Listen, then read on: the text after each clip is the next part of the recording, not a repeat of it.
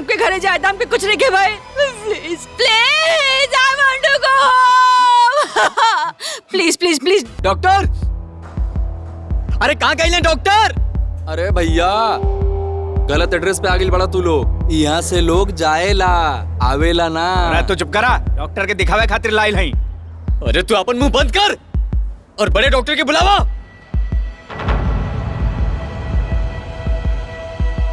अरे डॉक्टर साहब, आप सच में डॉक्टर की डिग्री लेके रख ले बानी कि झोला छाप डॉक्टर बाड़ा? अरे ई MBBS और साथ में गोल्ड मेडलिस्ट डॉक्टर हुआ। थोड़ा इज्जत से बात कर ला।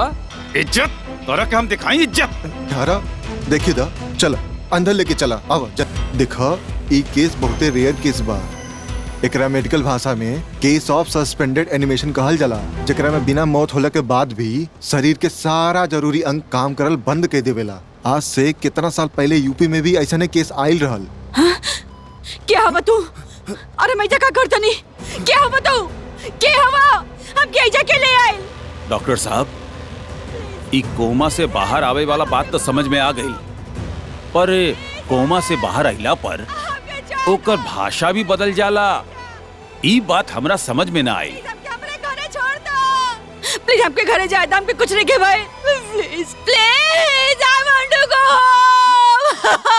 Please please please.